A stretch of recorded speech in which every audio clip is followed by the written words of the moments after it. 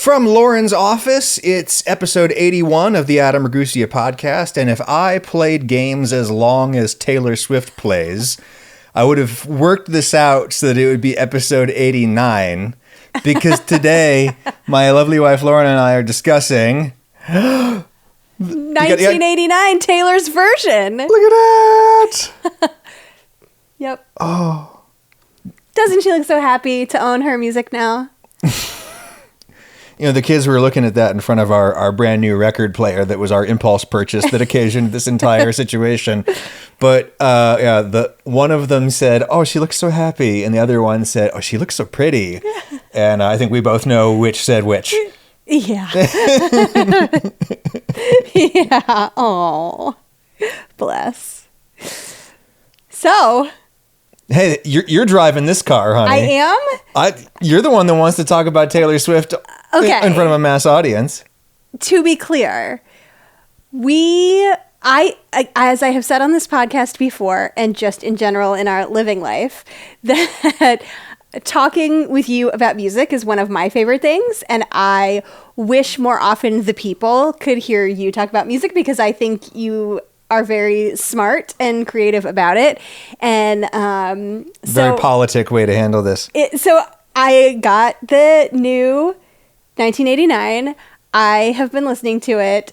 I have turned some of our children, some of them, both of them, into mini Swifties. So then you had to listen to it in the car with them. And you were kind of into it a little bit, and you had some interesting things to say. And so I said, hey, what if we just did this for the podcast instead of... What if indeed? So here we are. What if indeed? So here we are. So for the non-Swifties, 1989 is a record that is about the year of Taylor's birth, or the name is the year of Taylor's birth, right? Mm-hmm. Is this just going to be me correcting the Taylor lore? Well, no, I just want to make it clear so they understand. She made this kind of like 80s-y sounding pop record in, when did it originally come out? 2014. In 2014. It also sort of marked her final hard break with her country roots. Yeah, this was like full pop. This was full pop. It won Grammy for Record of the Year. It's also when kind of like snooty a-holes like me started to kind of grudgingly acknowledge that like, oh, this Taylor Swift girl, she seems to like, she can write a catchy song. Yeah, right. Respect Knuckles for that. There were always had to be like big capital B butts after I know. that. Oh, it was horrible. It's like... Because girls loved Taylor Swift, and anything girls like... Can't be real. Can't be legit. Is easily made fun of. Mm-hmm. I will also say this was like my entry. I listened to a little bit of Red, and I kind of liked it. But 1989 was when I first started being like... I don't know if we called ourselves Swifties back then. I was like, yeah, I like Taylor Swift. Well, also, it was when you had our first child, and you had a lot of sitting in a chair holding a baby time. Downtime is not the right word for it. I got a lot of podcast time, and you got a lot of Taylor Swift time. It was like prison time. Yeah. And so I would sit in the chair. They're giving out time here like it's lunch. I would sit in a chair with a baby asleep on my chest, and I would just like put my phone on the arm of the chair and listen to 1989. And but I wasn't like a diehard Swiftie. Like it wasn't like, it was a slow process. Yeah. And the reason we're talking about it now for the non-Swifties of the audience is that, yes, so Taylor had a business dispute with the business entities that own the masters to her older records. Yeah. And so she has been embarking on a project of re-recording all of her older albums so that I assume she already owns the songwriting rights, or at least those that she does own for the songwriting that she did, which of course is most of it, but not all of it. But she also owns, she owns the masters to the recordings as well. Yeah. She's basically devaluing the originals by flooding the market. Yeah. Yes. And famously, when she said she was going to do this, the owner of her masters, it was like a private equity firm, and, evil former people she worked with, and they were like, she'll never do it, don't worry, your investment is secure. And she was like, watch me. And it has seriously there are some of the major radio stations, including internet radio, have vowed to only play the Taylor's versions. I mean, diehard Swifties obviously will go in and change all their playlists, so it's only the Taylor's versions. Probably the big ticket item here is that it opens these songs up for licensing in films and commercials and such. She didn't license anything of the old stuff, and now she will license the Taylor's version. Yeah. So that's why you're seeing it appear in like movies and TV show and commercials and... So basically, like Taylor Swift, among other things, is a savage when it comes to matters of business. She's a business genius, and which is why did you hear in the estimation of some publication, she's a billionaire now. She crossed the billionaire mark. Yes. This week, yeah. Yes.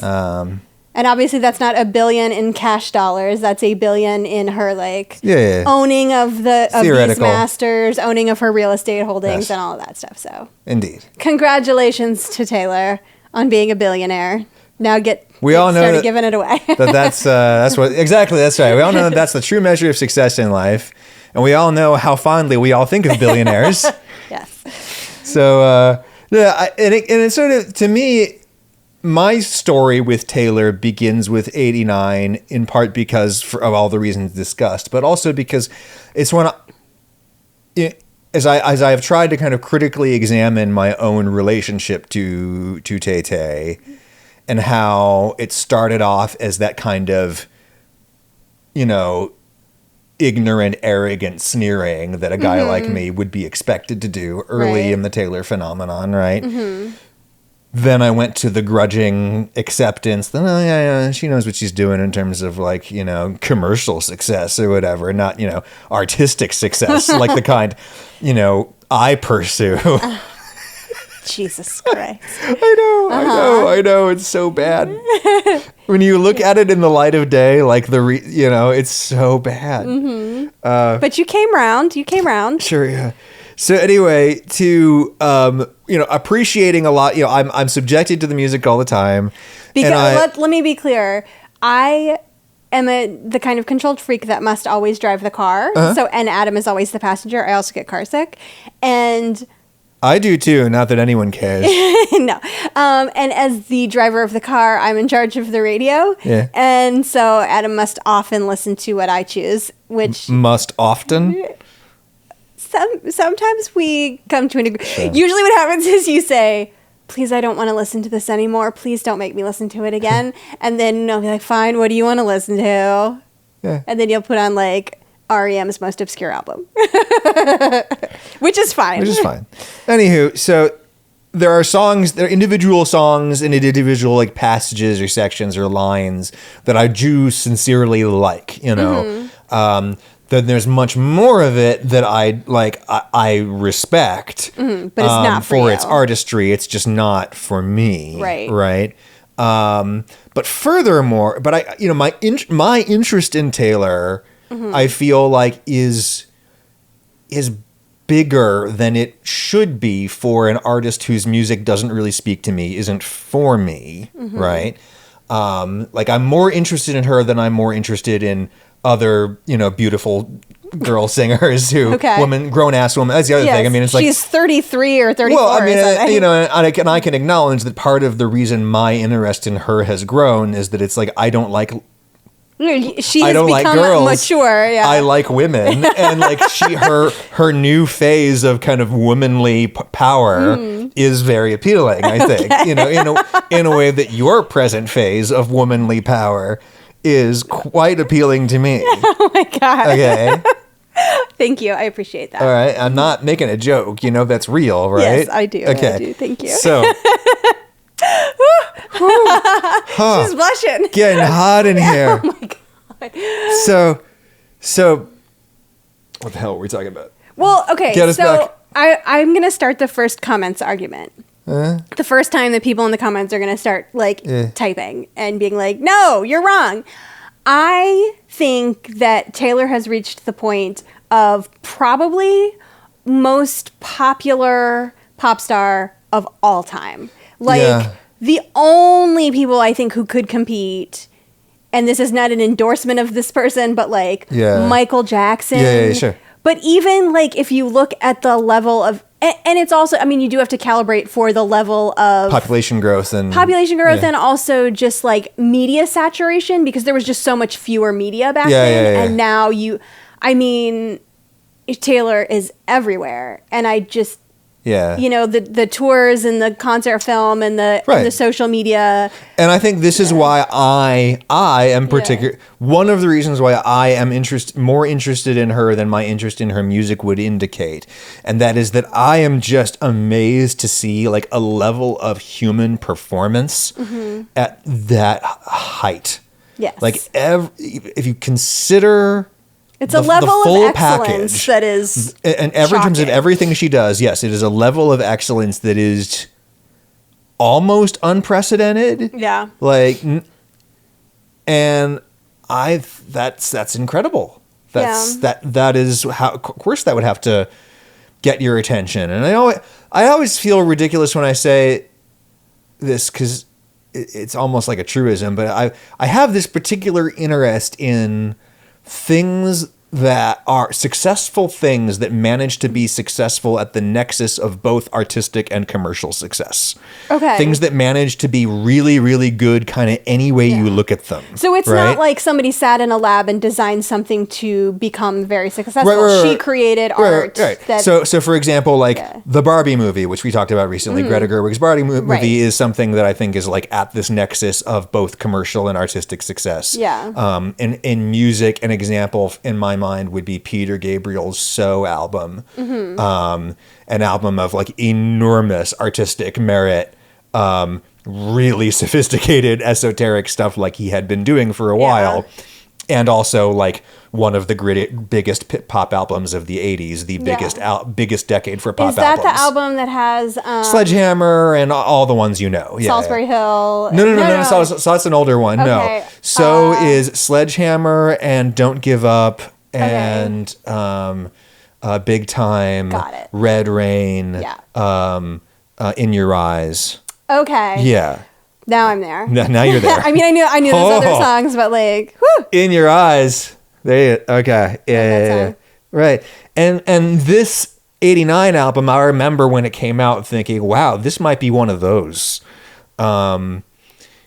Starting with the opening track, Welcome to New York, which is so trite in some ways, but as is so often the case with Taylor, if you just get over yourself for 2 seconds. Yeah, the initial critique of that song, I think that lazy hipsters do, because the chorus is "Welcome to New York, it's been waiting for you," and it's like, no, it fucking hasn't.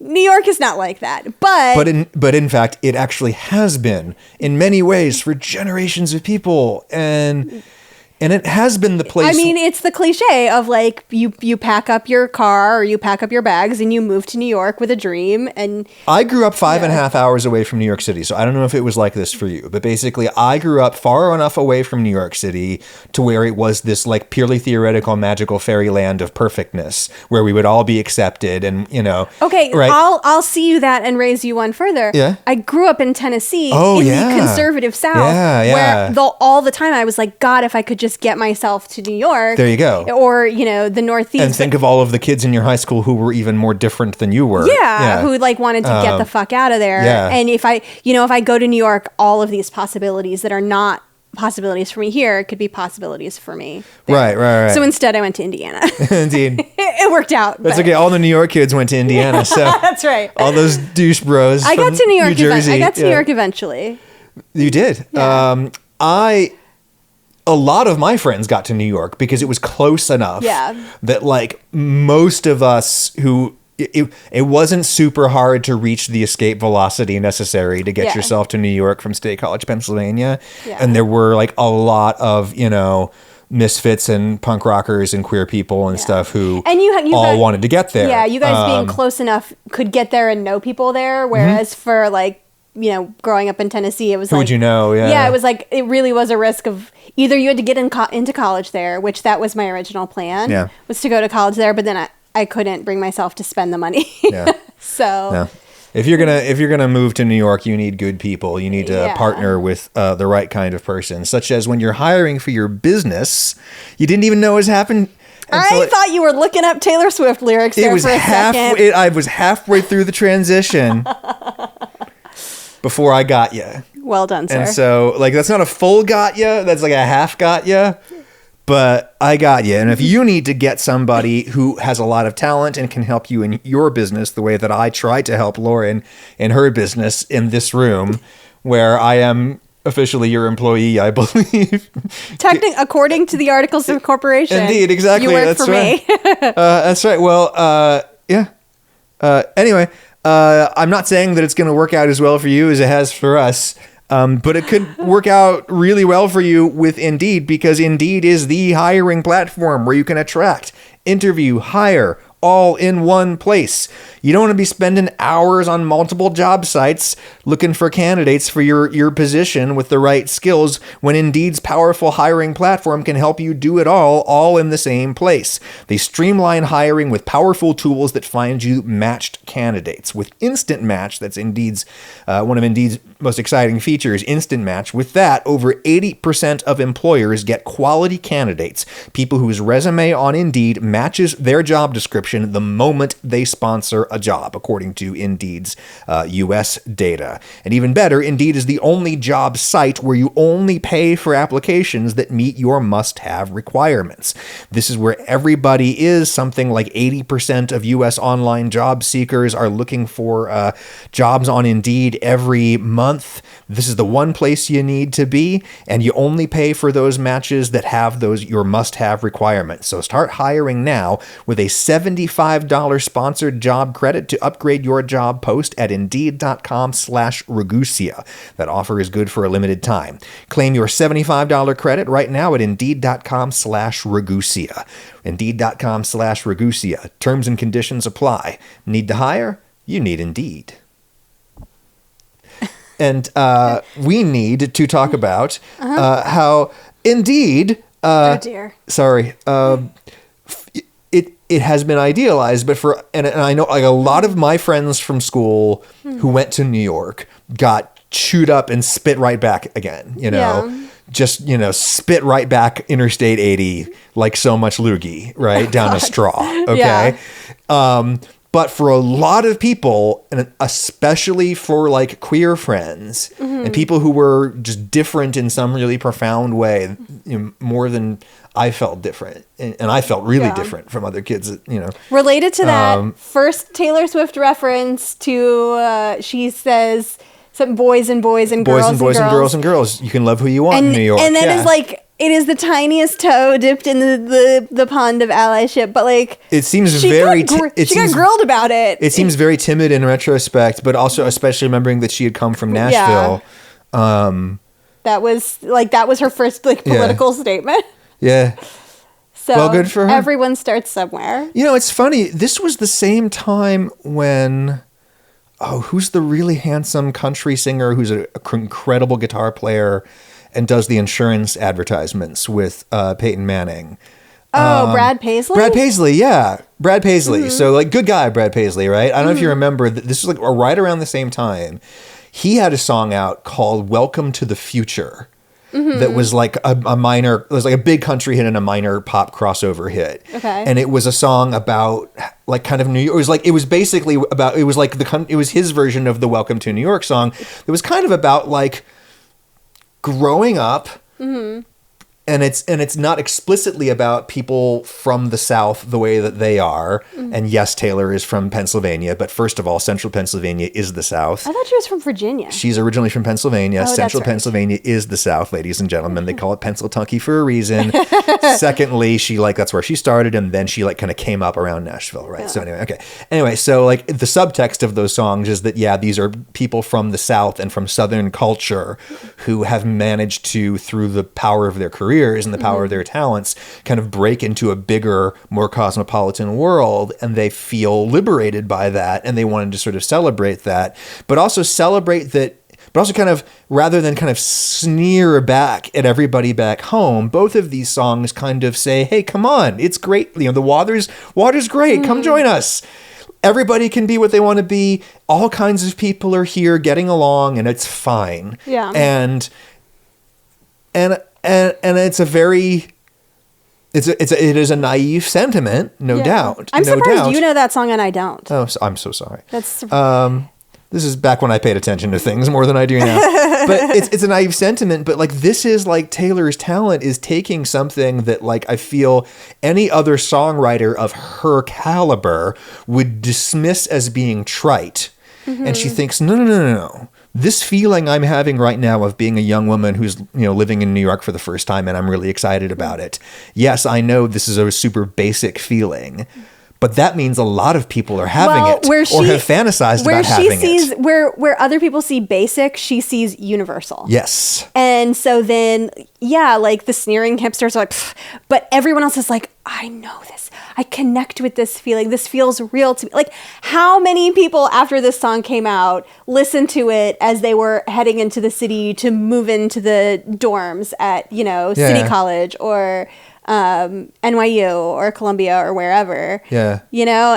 Or moved there for their first job out of college and, legit.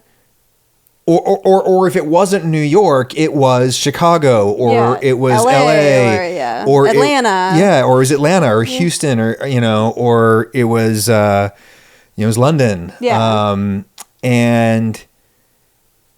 And all you have to do to make a really it's so. I mean, I think the reason you dismiss cliches is not because they're bad or because they're used up. It's because they're too hard. Interesting. It's because in order to pull off a cliche, you have to like stick the landing. Yeah. Or just see it in a new light. Way. And she took a cliche and she put a really catchy tune to it. Yeah, and just said it in a new way, in a slightly new way, but in a more perfect way than anyone had said it before. I can't believe we've spent so much time talking about "Welcome to New York," which is honestly like one of my least favorite songs on the album. And I don't even think it's one of her most successful songs, like artistically. Right. I'm not even sure it even actually succeeds in the way that we're saying that it does. I think it almost does, for sure. Yeah. But I also think that this is how she typically succeeds, is that because she is so damn good at finding just the right line to express a feeling that a lot of people have, she can pull off the cliche. Right. And people who think that she's not good, people who still to this day write think pieces in the National Review or whatever about how Taylor Swift's like cultural hegemony of the moment is an indication of cultural decline and blah, blah, blah. Like, people are old white men are still writing that think piece, okay, and getting paid per word. And they're wrong, to write that piece because. And the thing that's ironic about it is that they just can't, these guys who fancy themselves such deep thinkers can't be bothered to actually listen to the song and pay attention to why millions of people love it. It's not because it's trite. It's because it's universal and very good. Yes. That said, there's things about her as an artist that like kind of frustrate me. Sure. But the way that I'm going to be like a better version of masculinity than I would have been in a prior generation is that I'm going to acknowledge that that's not a problem with her, right? Yeah. What she's doing is working. If anybody was curious what working looks like, it's like Taylor Swift's last 9 months, holy crap. To think that she has been doing the Eras Tour, all of that, and at the same time she has been doing this re-record project, which we haven't even talked about the enormous work involved in re-recording an album as technically sophisticated as really any of her albums, but this one you especially. And I have talked about how like the albums she's re-recorded up to this point have been more country, so they have been more easy to reproduce. Yeah, because you just people playing instruments. A mandolin is a mandolin is a mandolin. Like you just get it in front of a microphone. That's But this was her most electronic. Like she did it with Jack Antonoff. Yeah. Of Bleachers and Fun. And as someone who has spent a lot of time at august institutions in labs sponsored by people with fancy names, as someone who spent a lot of time making bleep blorpy sounds in a computer, and trying to find a new and interesting bleep or blorp, right? Yeah. Like, the way that you get the most interesting bleeps and blorps is by just like, you just like fiddle. Yeah. And the notion of being able to recreate that is ridiculous. And especially when you consider, hold on. Hello. Yes? May I please have a cookie? What time is it? As soon as we're done with this, we're going to have dinner, Yeah. and then you can have a cookie. Uh-huh. Okay? All right? Okay. All right. We'll be done in a little bit, okay? All right. Anyway. Especially like when you consider that how much that this album, the original is 9 years ago. Yeah. The technology, the programs they're using, the computers are different. Indeed, yeah. So the settings that they used to make the original 1989 might not even exist anymore. And it's the kind of thing where they can't, the legality of using individual samples and such that a guy like Jack Antonoff might fabricate for the purposes of producing a Taylor Swift track.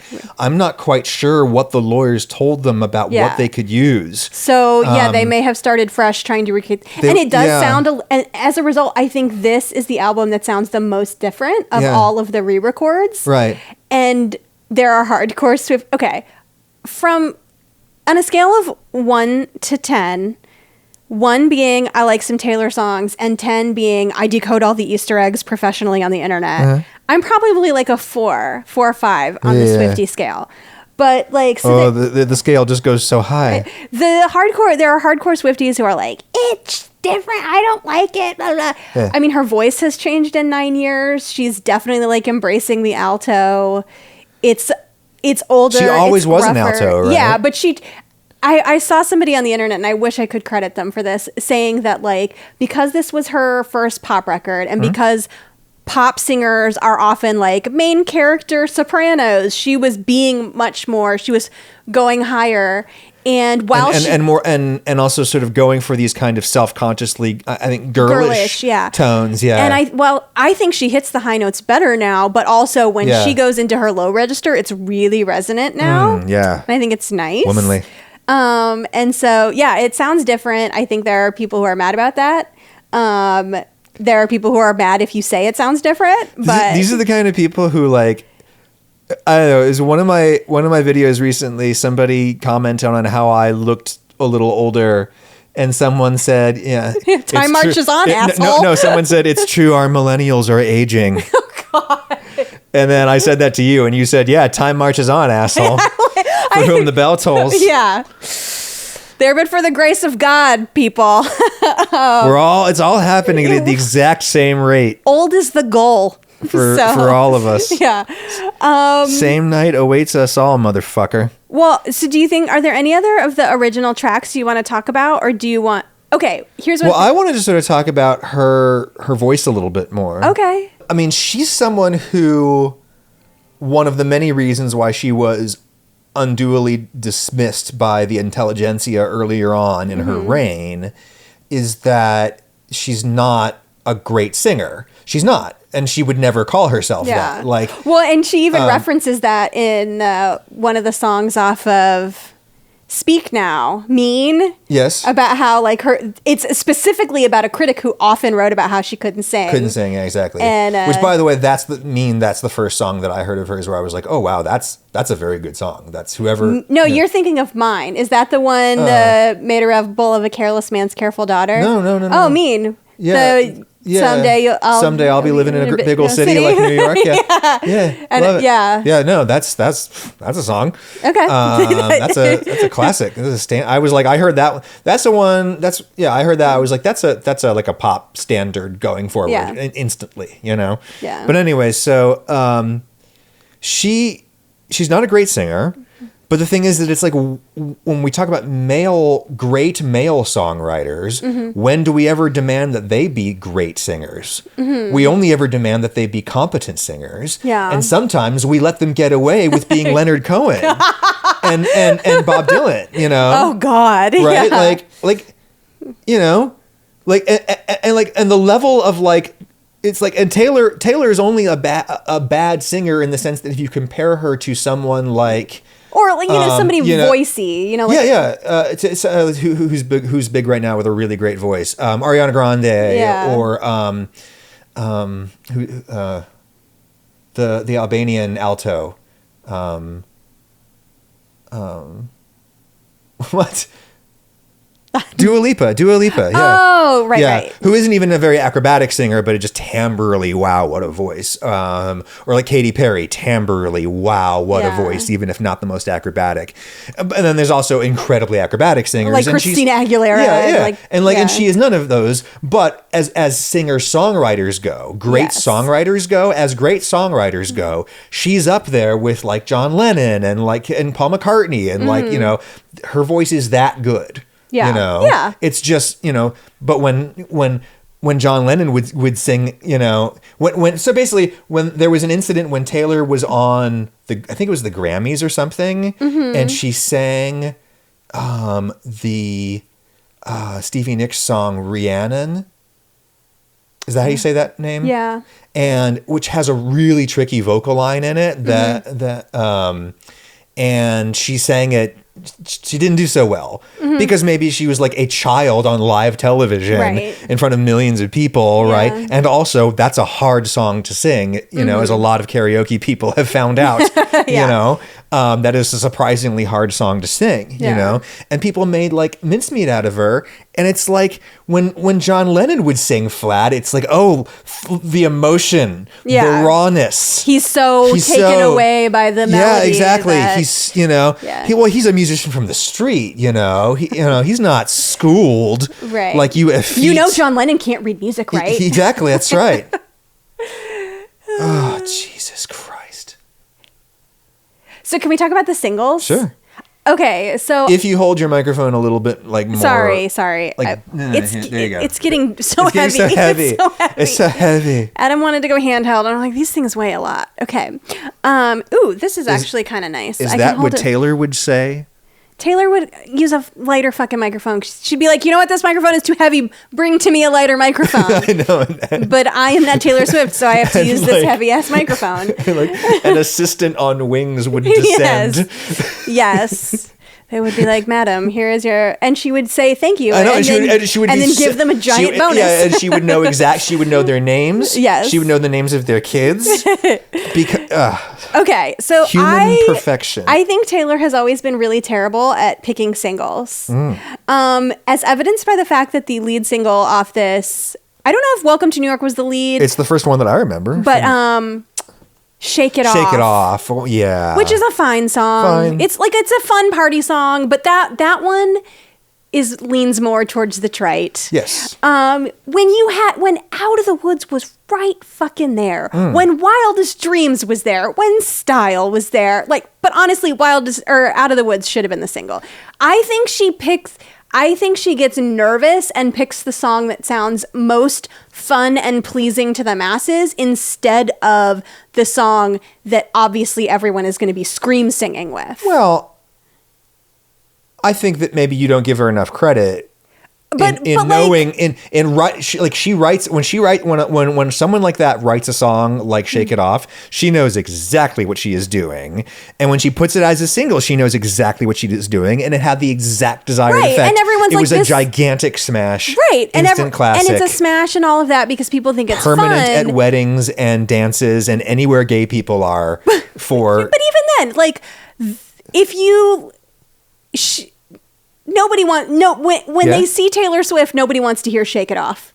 No. Nobody wants to hear her sing that. Please. No. That is at the bottom of the list of songs. Let's go on TikTok right now. You're incorrect. Look at videos from the stands where there's tween girls. No, I'm telling you, you are wrong about this. Wow. You are absolutely wrong. I accept it. They want to hear, if in the eras set or for 1989, people are very mad that Out of the Woods is not part of that.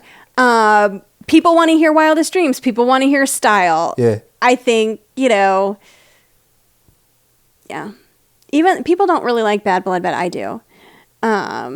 Anyway. Style, I took the kids out of the house the other day. As you often do. As Don't I make it often sound do. like that was But a I did unique it thing. specifically this time because I needed to get away from Taylor Swift. So like we bought this. You bought this record. Yes. At the awesome local record store that you found? Lost and Found Records. Lost and Found Records in Knoxville, Tennessee. Rad store. Yeah, it's a great record store. And so, you noticed, was it on their social media? You saw them unboxing this and you were like, I'm going to go buy that. Yeah, they do a video on Instagram of their new arrivals, and it's just like they flip through everything, either the new stuff or also stuff they've bought from somebody that's interesting. And they showed the 1989 record, and I had been excited about this, so I'd obviously fired it up on Spotify, but like, that's not fun to celebrate a release day by just like hitting a button on your phone. And I was like, you know what? I want to buy the thing. I want the object. Freaking textbook case of how you run a brick and mortar media business today. If you can do it, and these guys are doing it, like it's by doing stuff like that. Yeah, and so I went and I bought the record, and you were taking the kid to violin, and he was like, and as soon as you got in the car, he was like, "Can we listen to Taylor Swift?" Yes, and I was like, Jesus. Please no. But yeah, so I put it on, and the thing is, so especially with what we have one of them who is really being, in the way he is developing in a very stereotypically boyish way, right? In a way that like, is just sort of remarkable. And it's like, and it's sort of, I think, speaks to, because he's not getting that from us, it's like, he's coming from somewhere powerful, and it's been interesting to watch.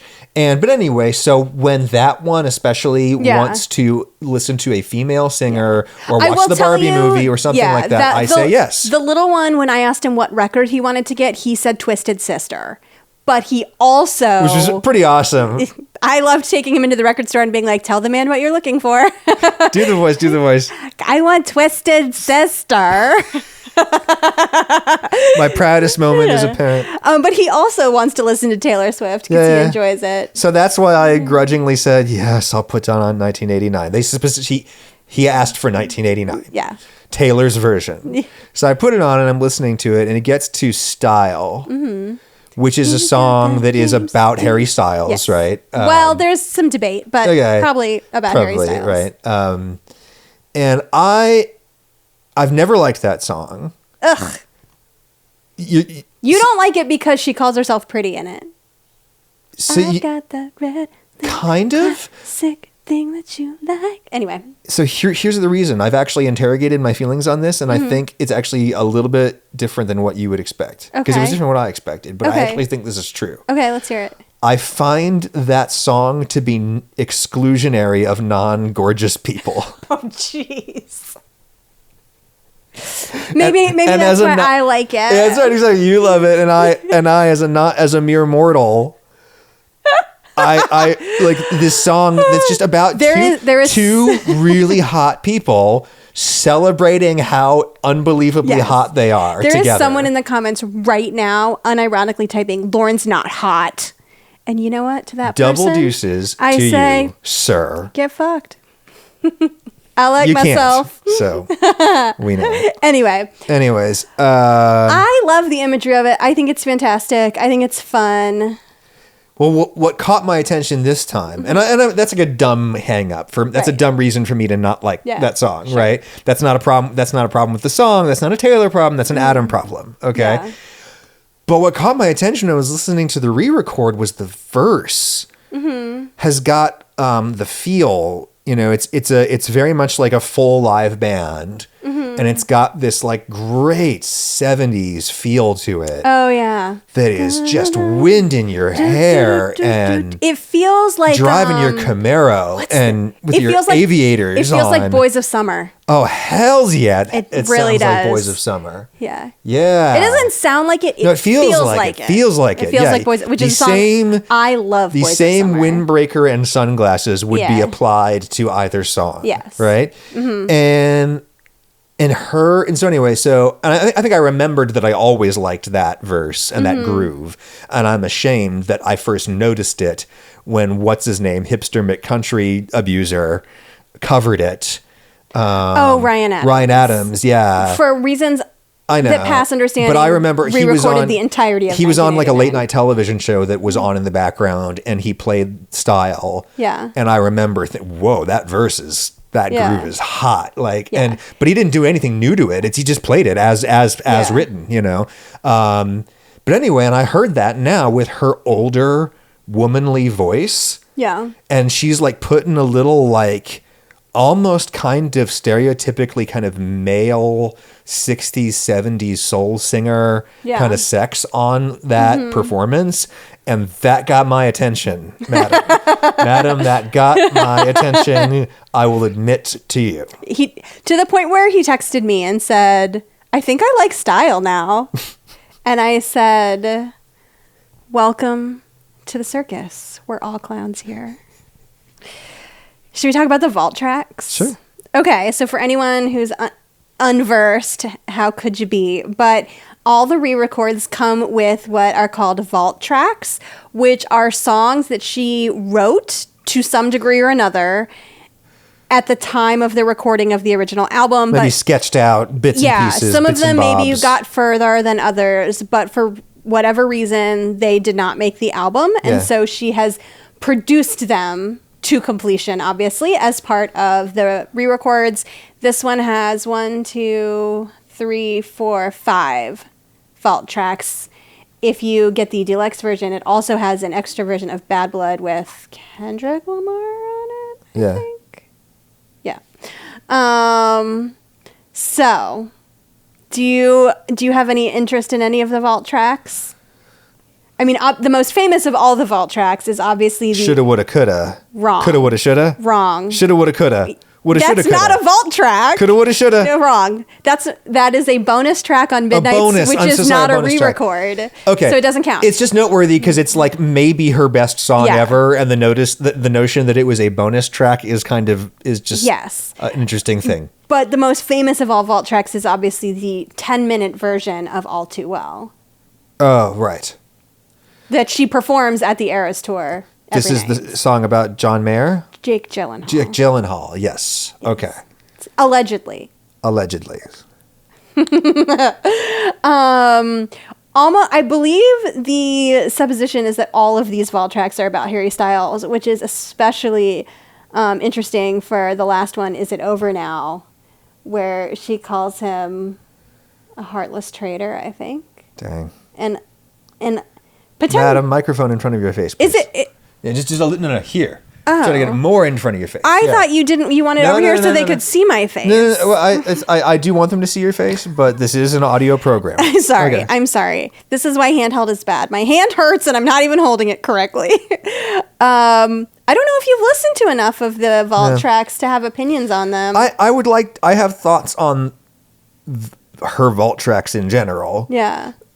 Which is, they are in general pretty extraordinary. Yeah. Now that is in part because, maybe it's a self-protection mechanism for me to believe that it's a more mature, skilled adult version of her that's really sprucing up and finishing these songs, and not that the younger version of her was really so genius as to write a song like that and then to leave it on the cutting room floor. As a self-protection mechanism, I like to believe that you're it's... wrong. Oh, shit. Well, because it's interesting because the chatter online amongst people who don't like the vault tracks are like, oh, they don't sound like 1989, they sound like Midnight's. And I'm like, well, yeah, she finished them as an adult. Right, yeah, sure. And you and I were talking about how they're relics of her younger self, but with her adult present self authorial voice. Yeah. And I just think that must be kind of a mind fuck.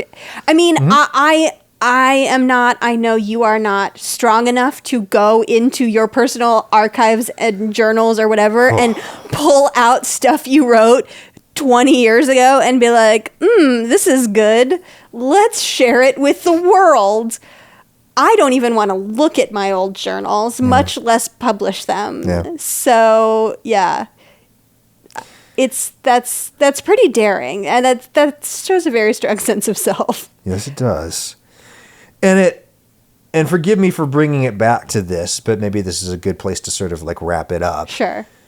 Because I think it's how I engage with Taylor, and it's how I imagine these 7 people who are still listening, most of them probably engage with Taylor because my audience is overwhelmingly young and male.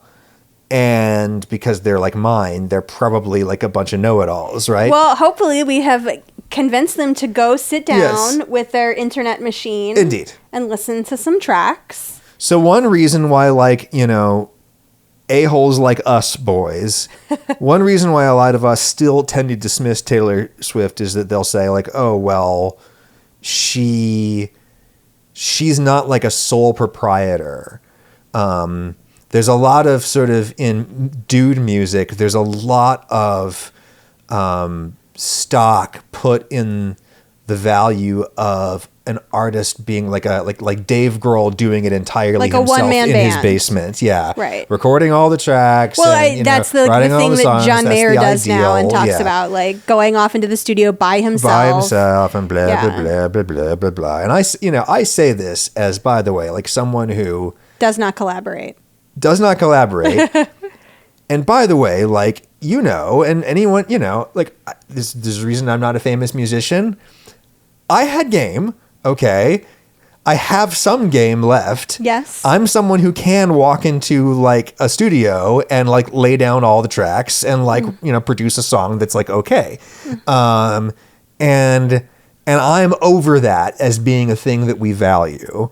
Right. And also, like, think of all of the, like, male auteurs, male musical auteurs, who we just revere as gods, who collaborated with session musicians and producers and blah, blah, blah, blah. Everyone from, you know, people who really were auteurs like Brian Wilson, who would go in there and really be the director of the film, you know, but still, you know, he didn't play a single note on Pet Sounds. Yeah. He sang, but he didn't play a note, Yeah. you know.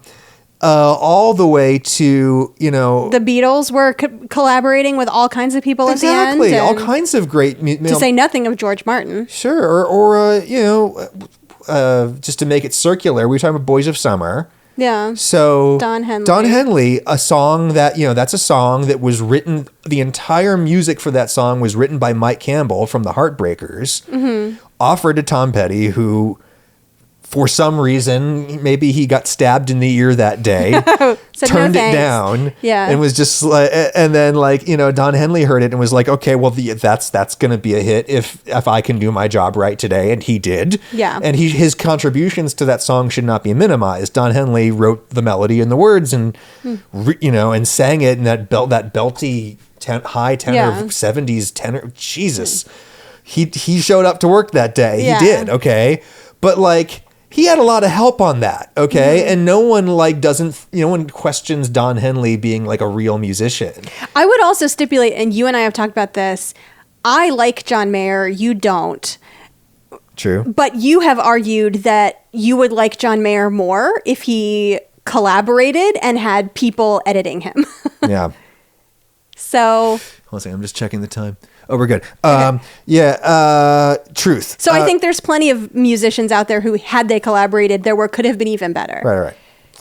So she's someone who like she could absolutely run in there and just track the whole thing herself. Okay, she could. She chooses not to because that's not a good use of her time. She's much better off being a pop star, you know, in her spare time and letting Jack Antonoff like fiddle with the computer, you know. Who wants to see Jack Antonoff, like, you know, at a football game, right? Love you, Jack, but like, you know, I feel like you'd agree with me, you know. Well, I think you're discounting the amount of time she spends in the studio working on these songs with him. No doubt. and- yeah. No, absolutely. Okay. She's a studio rat too. No doubt. Okay. Yeah. But I also think I can't imagine that she has been there for every minute of the production necessary of reassembling these albums while she's been also doing the Eras tour. She has to be delegating. And this is not someone who does that out of weakness. This is someone who does that because she's a strong manager, right? Yeah. And she chooses and she like she chooses good employees and like, you know, and everything she does correctly. So there's that thing that I think is one reason why I think idiot boys like us discount her and we shouldn't. Here's one where I kind of feel like maybe us idiot, asshole, arrogant boys have not a point, but a function, a legitimate function. All right, let's hear it. It's like when there's like animals in an ecosystem and you're just like, oh God, fuck mosquitoes. Like they just fuck them. But you know what? Bats are hungry. Okay. And so mosquitoes have to exist. Right? So there's like a thing that like the asshole smarty pants dude. Okay. Risible a character as he may be, as much as we'd love to exterminate him. Noted. He may Let's have hear a the function. argument. Okay, so I feel like Taylor Swift actually has stalled a bit artistically. I think that someone of her ability, I think let me put it this way. I think a male artist of her ability would have felt the social pressure to be more musically and intellectually adventurous and ambitious than she has been. Are you ready for me to tell you why I think that you're wrong? Yeah. Okay. So the common knock on Taylor Swift for years was she just dates guys and then writes songs about them. She writes whiny songs about them. She writes tea-spilling songs about her. It's all just about the guys, right? Yeah. Fine. Bullshit. That was, And even if it was true, like how many... Anyway, every yes. Leonard Cohen song is about a girl. Yes. Jesus. And then, then she wrote Reputation, which was about all of that. And then everyone was like, well, she's just complaining and we don't like the new style. Anyway, then she did Lover, which was very pop. And then the pandemic happened. Yeah. And she was locked in her house, as we all were. And she produced what I think are the two best Taylor Swift albums, Folklore and Evermore, mostly because I am a folkie and they speak to me. Yeah. I love acoustic shit. But those are songs where I think she really went in new directions with her songwriting. She did a bunch of story songs, which were new for her. She did a bunch of where she like created characters and then wrote songs from their different perspectives. She wrote a song based on history. I think she wrote Epiphany, which I think blends like history and the modern in a way that is so emotional. I still can't listen to that song without crying. Yeah. I think she has really reinvented herself in different ways. Then Midnights came along and she kind of latched on to sort of the Kate Bush nostalgia, I think, and did a lot of that sort of 80s interesting things. Do you think that maybe because Kate Bush is sort of an early example of a female artist who was kind of like, a beautiful pop star who danced around and looked beautiful in her videos, but also fully produced her own songs with her own keyboards in her own studio,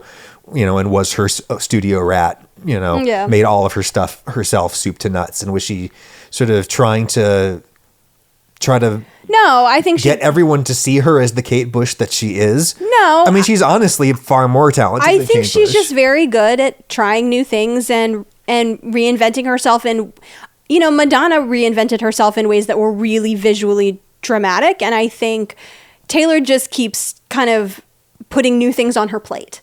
And so she's always eating some of the same things, but she's trying new foods at the same time. No doubt the artistic growth that you describe over the course of those albums happened 100%. Yeah. And I like it. And there's lots of songs there that I really like. And a song like Snow on the Beach on Midnights is a song where she actually pushed herself into some new musical territory using some interesting chords that are not so stock. Yeah, this is where I wish we could play stuff because I would love to hear you explain the chords. Yeah, well, go watch Rick Beato. Hey, Rick, I'm going to text you after this. You should do a Why the Song is Great About Snow on the Beach. Cool harmonies in that one. Anywho, so one of the things that like a guy like Rick talks a lot about and an asshole like me thinks a lot about, smarmily to myself as I listen to the radio, is how music has in many ways gotten more complex in this era, but in several dimensions it has actually gotten much simpler. The biggest one being harmonically, the chords. Like even sort of pop songs, top 40 pop songs just a couple of decades ago, just used to have a much broader harmonic vocabulary.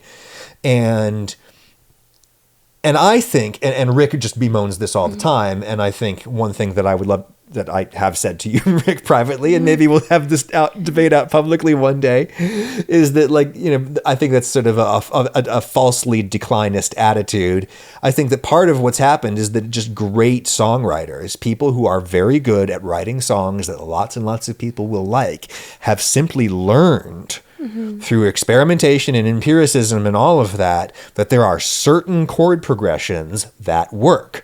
Like the axis progression, which Google that one if you know, that's the one that's With or Without You and 80 million other songs you've heard is the same damn, you know, there are certain, like, it's Max Martin, that producer in Sweden, you know, 80 million songs that you know and love.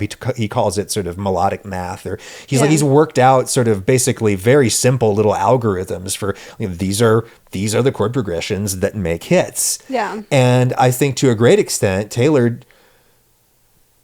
at least on some level, probably on every level, just knows that, right? Yeah. On the other hand, I feel that someone of her ability should be writing songs where the chords don't always change on the one. So, you know what I Every single time, the chord just changes on the one, lasts a whole bar, and you're going to have 4 changes like that. And it's just like, well, someone of her ability should feel... It would, I as a listener would like it if she felt more pressure to explore more difficult territory, both musically and to a certain extent lyrically too. I think topically maybe. Okay. Because I think as a lyricist, you can't. She's unimpeachable. Like what she does perfectly. Yeah. I think what's interesting, and so the songs that you have listened to that you think are more interesting of hers, I think a lot of them are the ones that are with Aaron Dessner of The National, who his music is more like that. And also some of the songs were orchestrated by his brother, who is a classical dude. Doing all the string stuff. Yeah, Bryce Dessner. And so, again, I think it's one of those things where she's like, I'm going to bring in these other people who do that well. Right, yeah. And he also produced Coulda, Woulda, Shoulda. I think that's the title. Woulda, Coulda, some permutation thereof. Which is one of the bonus tracks on Midnights. Yeah. And I mean, he's even said when he performed it with her at the Eras Tour, I think this is the best song we've ever done. And that's a song that like has many phases and builds in interesting ways. It's not just like verse, chorus, bridge. It's got like multiple, like it's got a beginning chorus. I don't know what you call that. Multiple choruses. Pre-chorus. Yeah, it's got the pre-chorus of the chorus. It's got like a very lengthy bridge. Yeah, that has multiple phases to it. Yeah. Like, I'm not saying it's prog rock, but I'm saying it sort of has the shape of prog rock. No. It's progressive in the sense that it uses structure to create forward momentum in the song. Yeah. Which is what a lot of bad or mediocre pop songs struggle with, where they sound circular, where it's just kind of like, oh, the verse to the chorus, and then I've heard the whole song. It's just going to like loop, right? Whereas like a song like Coulda, Woulda, Whatever uses sections to create an overall forward momentum, an overall arc to the song that keeps you listening as you go through the whole thing. It is a little bit more what they might call through composed in the classical music world, where instead of writing a loop, you're writing a line, a thing that something that meanders and trails around and goes somewhere instead of marching around in a circle, But so I guess on the one hand there, I'm embarrassed that like I am on some level proud of myself to be such a feminist that I can see the genius in Taylor Swift, right? I know that on some level... Yes, you've got your cookies. It's self-congratulatory for me to even have this conversation, right? And that's kind of nauseating, right? So on one level, I know that's what's going on here, and so therefore I am injured when you tell me that this thing that I thought I liked that was Taylor's might have been by some fucking hipster dude. Like that was his contribution is what's like really speaking to this other hipster dude. No, because she wrote that song. Of course she did. And so here's this but like I came up with a counter argument to my own argument in my head let's just hear it. then, Let's and I hear feel it. like this is maybe like a good thing to end on, right? Sure. Okay. Because like you want to talk about like male songwriters who are worshipped by other men, okay, by smart men, white men who fancy themselves the smartest men of all, Okay. worship this fucking songwriter, okay, as being the best of the best, right? Okay. Talking about Paul Simon, okay? Right. Now, you and I both love Yes. Paul Simon. We love, like, Paul Yeah. Simon is a deeply meaningful artist to both of us. Yes. Okay. We both hate him in many ways, right? We think he is in many ways an objectionable human. Yeah. But a genius and an objectionable songwriter. artist. And there's lots of things about his art all that I that Rhythm of the Saint stuff. Oh. my favorite album, but there's lots of things I hate about it. But yeah. anyways, okay. So this is not a knock on Paul Simon, okay? Paul Simon is like someone who dudes like me would sort of describe under the kind of auteur theory of musicians, right? Yeah. Okay. That's a man who's in control, right? You want to talk about a guy who relied on his collaborators. Yes. Okay.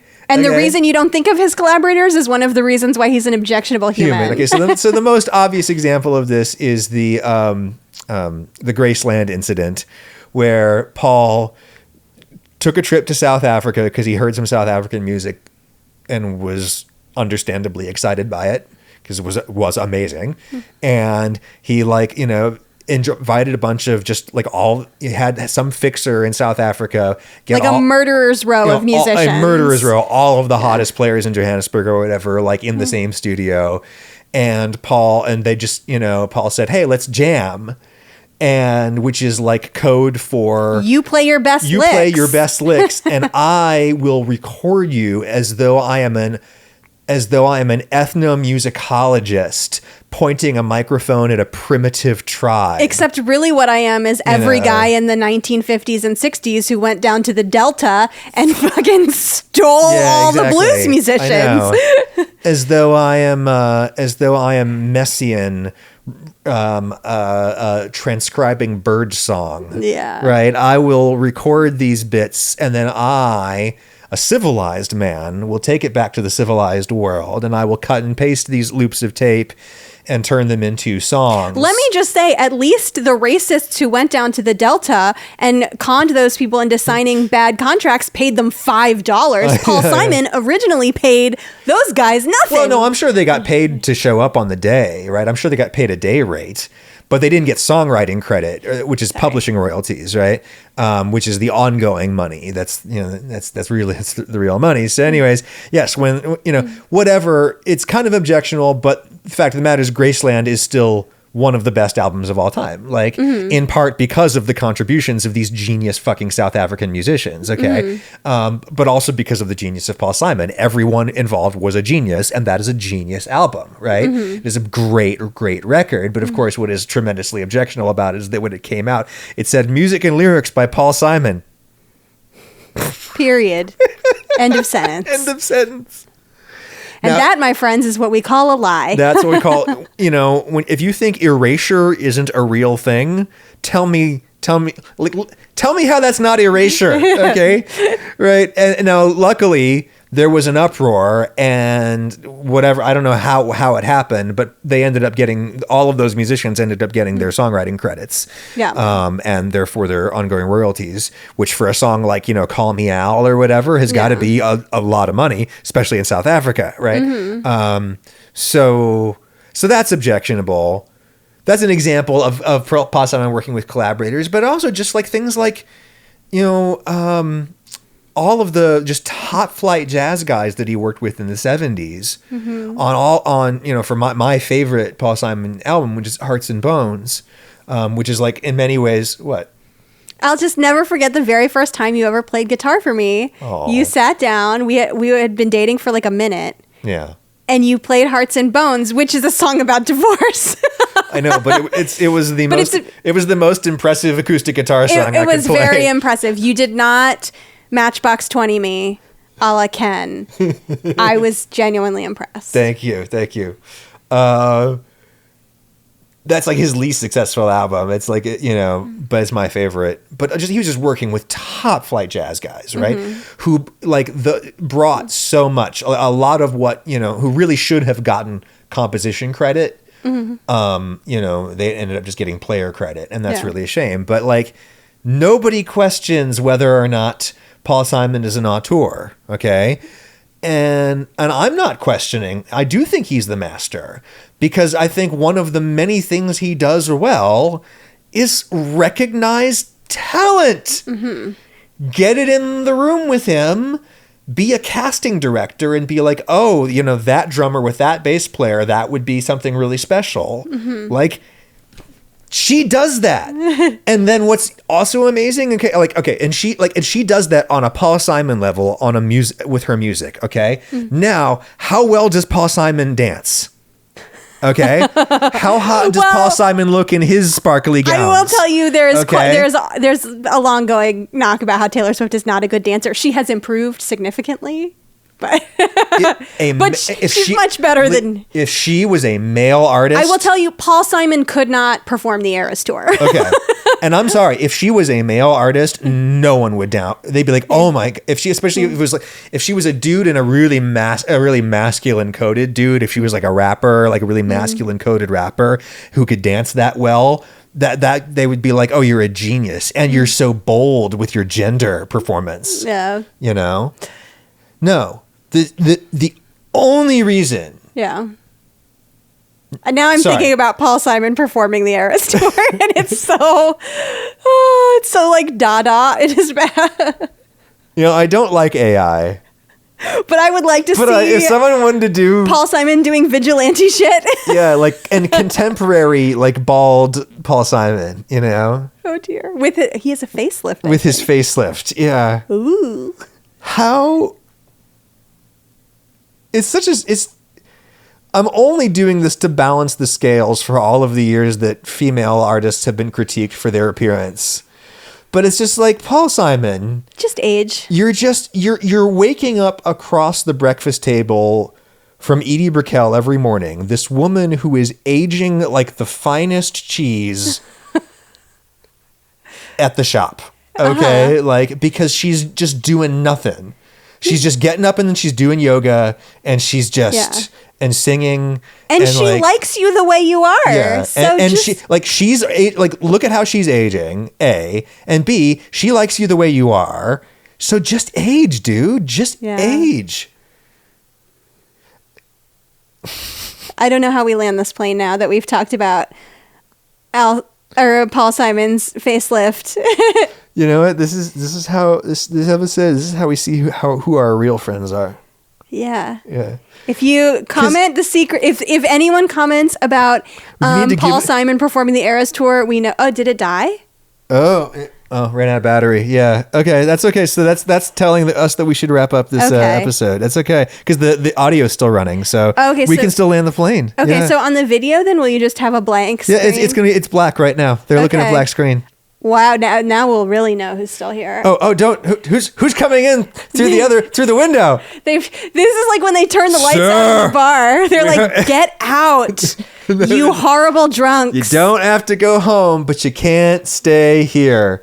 Go home and listen to your Taylor Swift record. When I used to work at Petit Library at Penn State, which was one of my favorite jobs I've ever had, I had worked night shift there, which works with the black screen people are seeing right now on YouTube. Yeah. I loved that job for a million reasons, but I used to love going and closing up the main reading room, the big grand main reading room, which I believe was the Paterno room. I imagine it's been renamed, but but I used to love going and closing up that room because it was just fun, and I had to yell and bellow, and the library is closing. But the best part of that was during finals week when everyone is cramming, and it would be just chock full of just desperate, scared looking people, and I would go in there at 11:55 and say, the library is closing, and they'd all just go, oh, that's what's happening right now. And I would yell, you don't have to go home, but you can't stay here. Well, our children and every time it got a big, big laugh. Well, our children who would like their dinner are saying, bar's closed, Mom, Dad. Okay. So if this podcast is going to continue with me trying to prioritize my mental health in the way that I should, it's going to need to be a lighter lift a lot of the time. So, listeners, if you're still here, that's good. Yeah. That speaks well for the future of this program. If there's nobody left, then that speaks ill for the future of this program. Whatever. And either way is fine. You know, We like you either way. We like, love you just the way you are. It's you I like. It's you yourself. Sweet. I like you. I like you too. Okay. Thank you. All right. Make good choices. Talk to you next time.